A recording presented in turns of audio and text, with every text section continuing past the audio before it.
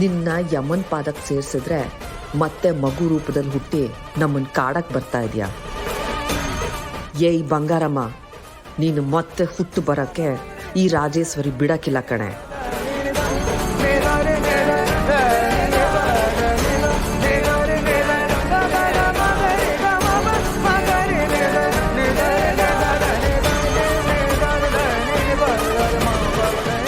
ನೀನು ಬದುಕಿರ್ಬೇಕಾದ್ರೆ ನಿನ್ನನ್ನು ನೇರವಾಗಿ ಎದುರಿಸೋಕ್ಕಾಗಲಿಲ್ಲ. ಆದರೆ ಈಗ ನೀನು ಮಗುವಾಗಿದ್ಯಾ. ನಿನ್ನನ್ನು ಮಟ್ಟ ಹಾಕದೆ ಈ ರಾಜಿ ಬಿಡಕ್ಕಿಲ್ಲ.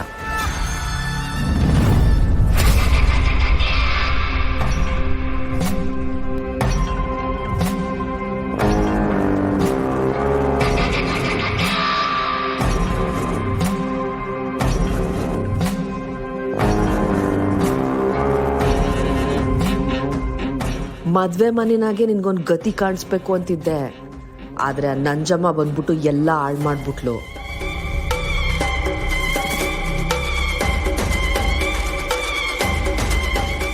ಲೇ ಬಂಗಾರ, ಇವತ್ತಂತೂ ನಿನ್ನನ್ನು ಯಾರ ಕೈಯಿಂದನೂ ಕಾಪಾಡಕ್ಕಾಗಕ್ಕಿಲ್ಲ ಕಣೆ.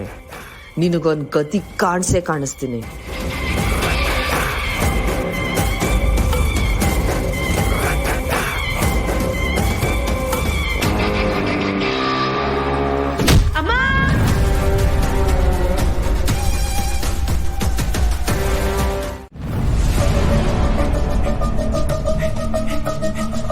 ಅಮ್ಮ, ನಾನು ಸುಮ್ಮನೆ ನೋಡ್ಕೊಂಡು ಬರೋದಕ್ಕೆ ಹೋಗ್ತಾ ಇದ್ದೀನಿ.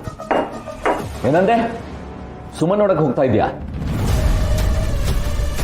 ಯಾಕ್ರಿ ಇಷ್ಟು ಗಾಬರಿ ಆಗ್ತಿದ್ದೀರಾ? ಹೆಂಡತಿನ ನೋಡ್ಕೊಂಡು ಬರ್ಲಿ ಬಿಡಿ ಅವನು.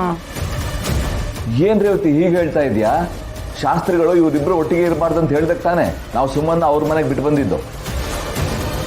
ಒಟ್ಟಿಗೆ ಇರಬಾರ್ದು ಅಂತ ಹೇಳಿದ್ರು ತಾನೆ, ಹೋಗಿ ಮೀಟ್ ಮಾಡಬಾರ್ದು ಅಂತ ಏನು ಹೇಳಿಲ್ವಲ್ಲ. ಏನ್ ಸಚಿನ್ ಹೀಗೆ ಹೇಳ್ತಾ ಇದ್ಯಾ? ಶಾಸ್ತ್ರ ಏನ್ ಹೇಳುತ್ತೋ ಅದನ್ನ ಕೇಳ್ಬೇಕಣ.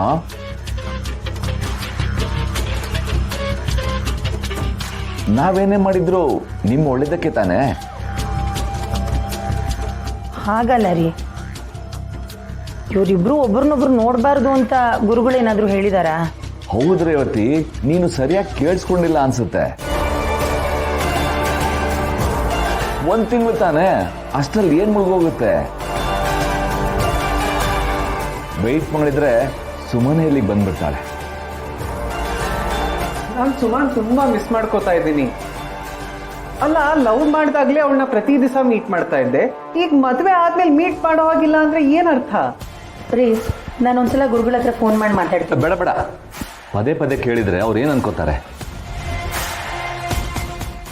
ನನಗೂ ನಿನ್ನ ಫೀಲಿಂಗ್ಸ್ ಅರ್ಥ ಆಗುತ್ತೆ ಸಚಿನ್, ಆದ್ರೆ ಒಂದರಿಂದ ಇನ್ನೊಂದು ತೊಂದರೆ ಆಗ್ಬಾರ್ದಲ್ವಾ, ಅದಕ್ಕೆ ಹೇಳಿದೆ.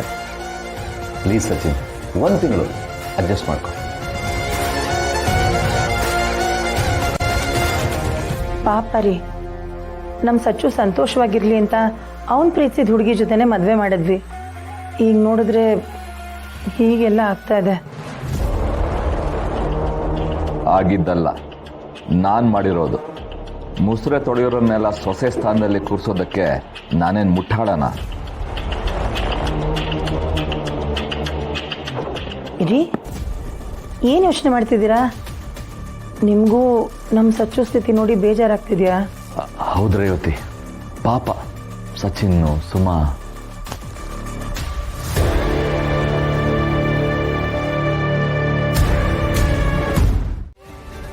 ಹಂಗಾರೆ ಅವ್ರ ಹತ್ರ ಫೋರ್ಜರಿ ಮಾಡಿರೋದು ನೋಡಿ, ಡಾಕ್ಯುಮೆಂಟ್ ಎಲ್ಲ ಅವ್ರ ಫೈಲೇ ಇರೋದು.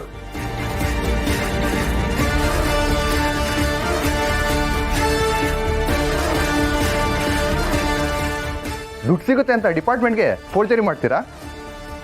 ಸಾಹೇಬ್ರೆ, ಪುಟ್ಟಮ್ಮಿ ಹೆಸರಲ್ಲಿರೋದು ಆಟಯ, ಆದರೆ ಟೆಂಡರ್ ತಗೊಂಡಿರೋದು ನಮ್ಮ ಮಗಳು. ಯಾರು ತಗೊಂಡಿರ್ಲಿರಿ, ಇವ್ರ ಸೈನ್ ಇಲ್ಲದೆ ಹೇಗೆ ಮೂವ್ ಆಗುತ್ತೆ? ಟೆಂಡರ್ ಯಾರ ಹೆಸರಲ್ಲಿರುತ್ತೋ ಅವರೇ ಅದಕ್ಕೆ ಜವಾಬ್ದಾರರು.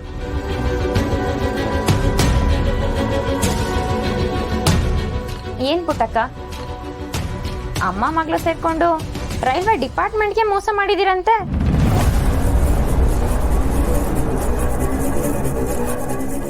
ವಿಷಯ ಕೇಳಿ ತುಂಬಾ ಶಾಕ್ ಆಯ್ತು. ಅದಕ್ಕೆ ವಿಚಾರಿಸ್ಕೊಂಡು ಹೋಗೋಣ ಅಂತ ಬಂದೆ. ಇದೆಲ್ಲ ನೋಡ್ತಿದ್ರೆ ನಿಂದೆ ಕಿತಾಪತಿ ಅನ್ಸುತ್ತೆ.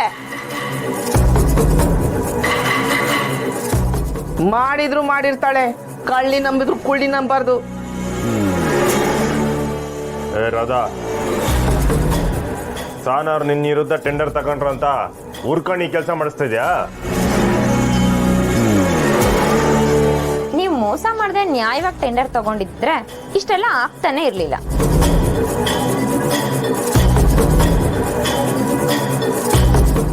ಏನ್ ಪುಟ್ಟಕ್ಕ, ನನ್ ವಿರುದ್ಧ ನಿನ್ ಮಗಳು ಟೆಂಡರ್ ಗೆಲ್ಬೇಕು ಅಂತ ನಿನ್ ಹೆಸರನ್ನ ಬೀದಿಗೆ ತಂದ್ಬಿಟ್ಲು. ತಾಯಿಗೆ ತಕ್ಕ ಮಗಳು. ರಾಧಾ, ಈಗ ನನ್ ಮೇಲೆ ಕೂಗಾಡಿದ್ರೆ ಏನು ಪ್ರಯೋಜನ ಇಲ್ಲ. ಸರ್, ಇಂಥವ್ರೆಲ್ಲ ಬುದ್ಧಿ ಕಲಿಬೇಕು ಅಂದ್ರೆ ನೀವ್ ಅರೆಸ್ಟ್ ಮಾಡ್ಲೇಬೇಕು. ನೀವು ನಿಮ್ ಕೆಲಸ ಮುಂದುವರ್ಸಿ. ಏ ಥು, ಹಾಳಾದವಳೆ. ಸಾಹೇಬ್ರೆ, ಈ ವಿಷಯ ನಮ್ಮ ಮಗಳಿಗೆ ಮಾತ್ರ ಗೊತ್ತಿರೋದು. ಒಂದು ನಿಮಿಷ ನಮ್ಮ ಫೋನ್ ಮಾಡಿ ಕರಿತೀವಿ ರೀ. ಹೌದು, ಅಲ್ಲಿ ಗಂಟ ಪುಟ್ಟವನ್ನ ಯಾರು ಅರೆಸ್ಟ್ ಮಾಡಂಗಿಲ್ಲ.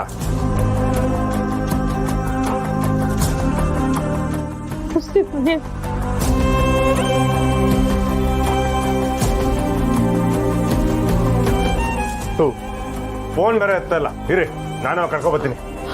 ಅದೆಲ್ಲ ಆಗಲ್ಲ ರೀ, ನಾವು ಕಾಯಕ್ಕಾಗಲ್ಲ. ಹೈಯರ್ ಆಫೀಸರ್ ಇಂದ ಆರ್ಡರ್ ಆಗಿದೆ, ಇಮಿಡಿಯೇಟ್ ಆಕ್ಷನ್ ತಗೊಳ್ಳೇಬೇಕು ನಾವು.